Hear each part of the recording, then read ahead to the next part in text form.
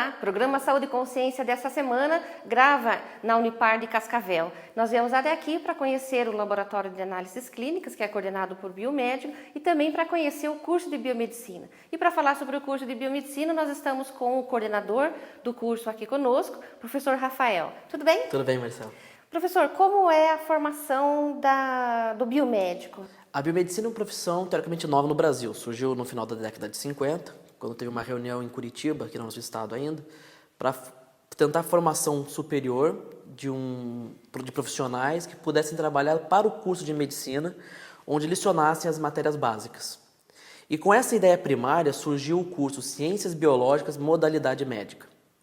Com o passar do tempo, tendo a regulamentação da profissão em 1979, onde a nossa regulamentação incluía também trabalhar com anatomia patológica, que é análises clínicas. Então, de início, a biomedicina serviu como uma área docente, de pesquisador, para trabalhar nos primeiros anos da medicina e, posteriormente, virou como analista clínico, que era algo parecido com a formação do bioquímico. Então, só para eu entender, e para quem está nos assistindo também, a proposta inicial era que fosse um médico pesquisador. Se fosse trabalhar, dar aula para a medicina e, junto com isso, trabalhar com pesquisa. Porque não existiam profissionais médicos que gostariam de dar aula para a medicina na época. Então, faltava isso no mercado. Aí surgiu Ciências Biológicas, Modalidade Médica. Com o tempo, aí sim, aí foi ganhando habilitações, e a partir de 79, onde saiu a regulamentação da profissão, é que saiu as outras áreas de atuação do biomédico. Hoje são 35 áreas de atuação profissional, todas elas regulamentadas, já regulamentadas desde 79 até 2012, onde saiu a nossa última regulamentação, que incluía a habilitação em biomedicina estética. E biomedicina estética existe uma coisa, não sei se agora, como você já falou da regulamentação, mas havia um conflito em relação a essa posição, né? Parece que os biomédicos não eram muito favoráveis, um grupo era, outro grupo não era. O que acontece? Na verdade, a nossa regulamentação da biomedicina estética, ela inclui algo um pouco diferenciado do que é o tecnólogo de estética. A nossa habilitação inclui procedimentos invasivos, com aplicação de botox, peeling mais profundo. E isso gerou uma controvérsia entre alguns biomédicos que falavam, não, a gente mexe com o diagnóstico, não com o tratamento. O tratamento cabe ao médico. E é verdade, o tratamento cabe ao médico. Porém, hoje, o tratamento estético ele tem um leque muito grande de trabalho. E a regulamentação entendeu-se que não há risco e não há dependência da presença do profissional médico para a realização de alguns procedimentos. Claro que outros procedimentos mais invasivos têm que ter a supervisão médica ainda. Então, hoje o biomédico no Brasil é o outro profissional, além do médico, que pode aplicar botox? A aplicação de botox, sim, regulamentada. Porque até então era só o médico, somente né? Algumas características exclusivas médicas ainda, procedimentos mais invasivos, que ele depende realmente do dermatologista. Não é qualquer médico também que vai estar aplicando. E não é qualquer profissional biomédico que pode aplicar. Ele tem que fazer uma especialização específica, com uma carga horária bem específica e voltada para a biomedicina estética. Assim como qualquer outra área de habilitação do profissional biomédico, como o diagnóstico por imagem. O biomédico atua no diagnóstico por imagem, trabalhando com medicina nuclear, ultrassonografia, ressonância magnética, tomografia computadorizada, realizando o exame laboratorial. O que diferencia do médico radiologista é que o médico radiologista vai laudar o exame diagnóstico por imagem e o biomédico faz todo o processo em máquinas, em formação da imagem e deixa pronto para o médico ir lá e acabar laudando o diagnóstico por imagem. Nas outras habilitações, o biomédico é habilitado a laudar, que é o caso de análises clínicas, que é um laboratório que nem esse, de hematologia, onde realiza todos os exames laboratoriais. Uma área importante da biomedicina também é a área de perícia criminal, medicina forense, a toxicologia forense, onde a gente consegue identificar assassinos através de um fio de cabelo, gota de saliva, sêmen, e isso através de análise laboratorial com biologia molecular e outras técnicas avançadas já de pesquisa. Você considera o ramo mais forte desse leque de 35 atuações que o biomédico pode ter, né, regulamentado? Você considera a perícia? Considero análises clínicas. Análises clínicas. Análises clínicas é o carro-chefe da biomedicina, é a habilitação mais conhecida do profissional biomédico. Tanto é que na nossa formação aqui na universidade, a habilitação nossa é análises clínicas. Se ele quiser trabalhar em qualquer uma das 34 outras habilitações, ele vai fazer uma especialização. Só que análises clínicas, por si só, já vai habilitar ele para microbiologia, para virologia, para líquidos corporais, porque é a gama que compreende o próprio laboratório. Então ele consegue fazer todos os exames tendo habilitação em patologia clínica, que é a nossa habilitação aqui da instituição. Falando em Unipar, o curso de biomedicina aqui é noturno, quantos anos? Qual é o histórico do curso? O curso surgiu em 2005, ele foi formado em 2005, a primeira turma formou em 2007, o curso era 3 anos, um período matutino, e com algumas mudanças o curso tornou para 4 anos, período noturno, sendo que o último ano é manhã e noite. Então o curso nosso aqui ele compreende as matérias básicas do primeiro ano e assim até chegar a matérias clínicas no 3º e 4º ano, onde ele vem para o estágio e realiza aqui a vivência prática dele. Junto com a prática, com o laboratório aqui embaixo, onde ele realiza o estágio obrigatório, vários dos nossos alunos realizam estágio extracurricular, em laboratórios, em clínicas de fertilização, em diagnóstico por imagem, em outros ramos de atuação do profissional biomédico. Já que a nossa grade favorece uma visão ampla das 35 áreas de atuação profissional. E de lá para cá, muitos profissionais foram formados. Claro que alguns se destacam mais. Tivemos um egresso nosso, o Everton, hoje ele é professor da casa, ele é de Guaraniaçu, ou Laranjeiras, aqui pertinho, e ele estudou em colégio público a vida inteira, veio para cá, fez mestrado, doutorado na USP de Ribeirão Preto em imunologia e recebeu carta convite de Harvard para o pós-doc dele. E hoje ele é professor aqui da casa.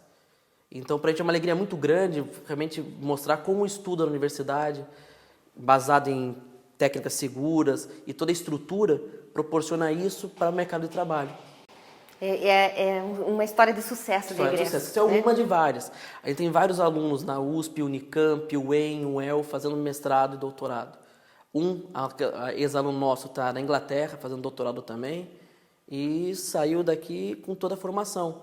Conseguiu convalidar o diploma no exterior. Então, realmente, vai muito do aluno buscar atrás do que ele quer. E a sua formação? Começou aonde? Eu sou biomédico, eu me formei em 2005, mas me formei em Foz do Iguaçu. Fui a primeira turma na lista clínica do Paraná de biomedicina. Ninguém sabia o que era biomedicina no estado. Então, quando foi a minha formatura, foi a festa no estado. Foi o primeiro curso do estado? Foi o primeiro curso analista clínico. A UEL tinha pesquisador. Porque outra habilitação no biomédico é o biomédico pesquisador, que antigamente era o cientista. Então, como a minha foi analista clínica, foi a primeira do Paraná. De lá para cá, muita coisa foi mudando, as pessoas foram reconhecendo, o mercado de trabalho foi absorvendo. Fiz minha pós-graduação na UniOeste, aqui em Cascavel, em controle de infecção hospitalar, na área de microbiologia. Meu mestrado na Federal do Rio Grande do Sul, em biologia molecular, transplante renal. E agora estou aguardando alguns detalhes para o doutorado, ver se eu tomo coragem, para o final do ano embarcar para o doutorado também. E aí uma nova jornada, né? Uma nova e difícil jornada. Mas a nossa profissão pede isso. A área da saúde você não pode ficar estagnado, você tem que ficar dedicado à pesquisa. E ainda mais a gente que é professor, a gente precisa repassar para o aluno todo o conhecimento que a gente traz de um curso de pós-graduação. A gente observa que essa região é uma região forte para a área de biomedicina, não é verdade? É uma região forte, é uma região que logo de início teve um problema de mercado, porque ninguém sabia onde que enquadrava o biomédico. A gente chegou a abrir em 2008 aqui 2 turmas de 60, 70 alunos, primeiro ano. Depois deu uma quedinha por causa do mercado e hoje voltamos com uma turma quase cheia de primeiro ano noturna. E grande parte dos alunos nossos fazem estágio desde o primeiro ano. E isso incentiva e mostra para a comunidade toda realmente a força do profissional biomédico inserido no mercado de trabalho na área da saúde. E o alunado do curso de biomedicina, eles são principalmente dessa região, de Cascavel? Cascavel e toda a região. São várias cidades ao redor que chegam até Cascavel. E a gente já vai viajando muito em algumas cidadezinhas até para divulgar o curso e a gente vê que as pessoas acabam desconhecendo. Talvez no momento em que o curso for mais conhecido ainda, a profissão do biomédico consolidada, aí sim é a chamada profissão do futuro ainda. Porque o biomédico ele atua com tudo. Ele tem que entender a clínica, ele tem que saber fazer o diagnóstico e proporcionar ao médico um diagnóstico correto para que ele possa realmente fazer um tratamento adequado. Nenhum médico hoje olha para a cara do paciente e diz se é soro positivo, você tem hepatite C, hepatite B. Quem diz isso é o laboratório. Então a responsabilidade do diagnóstico dentro de um laboratório é muito grande. Então a gente busca em várias esferas, tanto em Cascavel como na região, demonstrar essa facilidade que o biomédico tem graças à sua formação para trabalhar com diagnóstico. Para você ter ideia, nós temos aqui no estágio supervisionado obrigatório nosso 800 horas de estágio em análises clínicas, enquanto outros cursos ficam em torno de 140, 144 horas. Nossa, é bastante, né? E o aluno consegue se adaptar a essa carga horária, porque o aluno da universidade é um aluno que vem e que trabalha, né? Exato. O nosso aluno tem essa característica de trabalho, então ele vem e se dedica muito à noite aqui, e vários participam do PIC, PIBIC e outros projetos de extensão. Mesmo sabendo que o aluno trabalha, ele sabe da responsabilidade dele enquanto aluno na graduação. E é importante ressaltar que o biomédico não entrou no mercado para concorrer com farmácia, para concorrer com outros cursos. São profissões diferentes. Se a pessoa tem afinidade para trabalhar realmente na área da farmácia, indústria farmacêutica, na farmácia em si, é a área de fazer farmácia. A biomedicina tem uma carga horária muito superior de análises clínicas.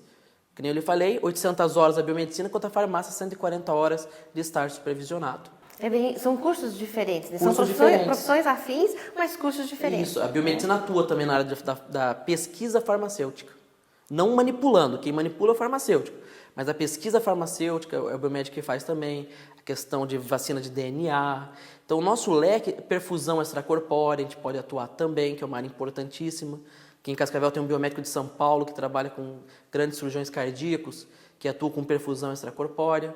E agora a gente vai conversar um pouco sobre o trabalho que ele vem realizando nas escolas, né, de informação com a comunidade escolar. Primeiro, assim, qual o tema e o que te levou a trabalhar esse tema nas escolas? Então, nós estávamos pensando o que trabalhar nas escolas e a faixa etária. E algo que chamou muita atenção foi o papiloma vírus humano, o HPV. Por que isso? A gente chegou à conclusão, numa reunião de colegiado, que a nossa juventude está exposta a muitos riscos. As pessoas falam muito em H1N1, falam muito em AIDS, falam muito em hepatite, mas não falam de outras coisas que podem acometer e ser tão significativo, principalmente para a mulher, já que o HPV pode ser responsável pelo câncer do colo uterino. E se isso for cuidado desde cedo, através de prevenção, hoje já temos a vacina do HPV, diminui muito a contaminação e o risco de desenvolvimento dessa doença que é o câncer do colo uterino. E, assim, basicamente, como o jovem, como a pessoa identifica que ele está acometido? Na verdade, sempre foi um susto para os alunos. Quando a gente chega na palestra, no colégio, e fala do HPV, parece que é uma coisa nova, porém não é. E a gente começa mostrando para eles o que é o papiloma vírus humano. É uma verruga, mas toda verruga é um HPV, não é bem assim, tem vários tipos. Eu sempre falo, não adianta ficar procurando na mão agora, já que está um HPV, vai ter câncer do colo uterino e vai morrer. Não é assim. Mas sim você buscar atendimento especializado. A nossa ideia primária nessas palestras é conscientização. E fazer com que a pessoa procure assistência médica. A principal característica que eles vão observar é a parte clínica, onde tem verruga genital, verruga anal, e às vezes por vergonha acaba não falando para o parceiro, para a parceira, e acaba disseminando mais ainda o vírus. Um dado muito preocupante é que cerca de 70% a 75% das pessoas já estão contaminadas com o HPV. Claro que as pessoas com uma boa imunidade nunca vão vir a desenvolver doenças secundárias à causa primária pela presença do HPV. Porém, pessoas com imunidade mais baixa ou com típicos geneticamente específicos do HPV acabam desenvolvendo até o câncer do colo uterino, que é muito grave. Então, se a pessoa fizer prevenção, procurar atendimento médico e realmente identificar os sinais característicos de HPV, como verrugas específicas, um crescimento alterado, procurar atendimento médico especializado e correr atrás. Isso é importante que você estava falando, Rafael, essa questão de que o HPV, algumas formas, né, algumas modalidades, ele é precursor da lesão cancerígena, né? Exato. São mais de 140 tipos de HPV, de formas específicas do vírus, e algumas delas causam. Por isso que hoje a gente tem dois tipos de vacina, bivalente e quadrivalente, que vai prevenir contra as verrugas genitais e também contra o próprio vírus do HPV, que leva ao câncer do colo uterino.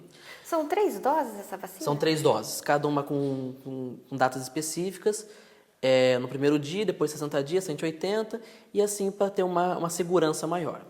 É importante observar que a presença do HPV aumenta principalmente na adolescência e tende a cair a partir dos 26 anos. Por que isso? Isso se dá pela relação sexual mesmo, diminuição dos parceiros.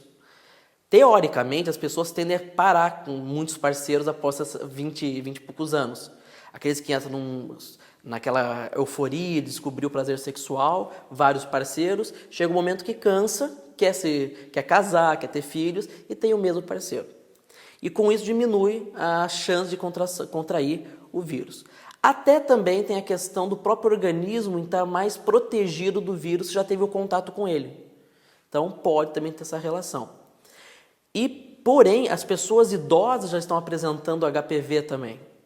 E isso é uma coisa preocupante graças àquela pílulazinha azul. O que está acontecendo? As pessoas de mais idade acabam tomando remédios específicos e trazem para dentro da casa depois o vírus para contaminar a esposa. Então isso também é um dado muito preocupante. Alguns artigos já relacionaram essa relação. Essa questão do HPV, ele também tem uma relação com a questão da AIDS nessa mesma idade. Dessa mesma idade, quer dizer, mesma coisa. Aquilo que a gente considera melhor idade, então melhorou a qualidade de vida, outras opções de lazer, mas também aumenta essa multiplicidade de parceiros. Multiplicidade de parceiros. E é importante ressaltar que a vacina não é um medicamento que cura o HPV. O HPV não vai ter a cura. A vacina é para prevenir. Se a pessoa já tem o início da atividade sexual, ela vai ter uma chance muito menor de ter sido realmente efetiva a vacina contra o HPV. E essa relação da vacina começar na faixa etária de 11 anos, ela tem conotação de porque ainda não teve atividade sexual ou porque é a fase em que ela tem uma imunidade maior? As duas coisas, porém, atividade sexual. Alguns autores já citam iniciar a vacina com 9 anos no Brasil. Porque, infelizmente, a atividade sexual no Brasil começa muito cedo. A gente teve casos de pacientes aqui, 14 anos, o segundo filho esperando. Nossa! Então, você veja que isso, uma promiscuidade realmente, acaba levando a desenvolver doença, entre elas o HPV. E é interessante, porque a gente vê tanto trabalho em escolas, orientação, a própria grade curricular das escolas abordam essas questões e ainda assim o Brasil tem essa problemática do adolescente. Dá a impressão que o Brasil não se preocupa tanto com a prevenção à saúde. O Brasil, eu acho que o Brasil tem um excelente plano de saúde que é o SUS, eu defendo o SUS. Porém, a forma de prevenção é muito pouca no Brasil. E a prevenção para a saúde começa na educação. Então, os professores chegam para mim e falam, não sabia que existia HPV, professores de biologia de colégios públicos. Então, como é que ele vai trabalhar com um aluno de 9, 10 anos sobre a importância do HPV? A própria televisão já incentiva você à atividade sexual e a televisão devia trabalhar mais com a prevenção, falando sobre o vírus, explicando as relações que tem, as alterações que podem ter. Uma coisa importante é que o vírus pode ficar em estado de latência há muito tempo. Então, você pode ter pego o HPV com 13 anos, hoje está com 26, e agora se desenvolve a doença. Então, você vê agora clinicamente. Tua esposa vai achar, o teu marido vai achar que você contraiu semana passada, mas não, é algo antigo. Então, fica difícil datar realmente quando ocorreu a contaminação do HPV. Isso é importante também, porque existe esse conflito familiar. Existe. Né? E o conflito familiar acontece quando a pessoa deixa de ter relação sexual por vergonha de uma verruga genital, não quer mostrar medo que acabe estragando o relacionamento. Mas hoje já tem tratamentos não únicos e específicos que diminuem as lesões. Mas tem a fase clínica e a subclínica, onde a subclínica é mais difícil, porque você consegue identificar o HPV somente por biologia molecular, teste laboratorial. E é um exame caro. Então não é assim, vou ver se tem HPV. É um exame mais confirmatório. Então vai depender de N fatores. E doenças concomitantes, que diminui a imunidade, ou um transplante, por exemplo. Quem faz transplante toma imunossupressor antes para baixar a imunidade, não causar rejeição. Se tiver o vírus do HPV ou qualquer outro vírus, ele aflora. Então, vai dar uma doença secundária que vai comprometer todo o processo e o paciente, às vezes, pode ir a óbito por uma coisa secundária que ninguém sabia nem que ele era portador. E ele também não consegue nem entender, e mesmo as relações não consegue entender de onde surgiu, né? Vai depender muito da questão imunológica. E a vacina é tanto para homens como para mulheres. Antigamente tinha um mito, só mulher vai tomar por causa do colo uterino. Porém, acredito que no homem também tem uma prevenção legal, já satisfatória. Porém, alguns estudos, alguns autores discordam. Falam que não vai ter tanta eficiência para homem quanto para mulher. Porém, os dois já... Mas hoje no SUS está só para mulher. Só para mulher. E isso é uma novidade também. É uma novidade, porque... foi em 2014, início de 2014, que saiu a portaria do Ministério, onde realmente me assusta. 2014 e ainda como se fosse, o governo vai liberar. Já devia ter liberado há muito tempo. Porque os outros países, como Inglaterra, Canadá, já trabalham há bastante tempo com isso.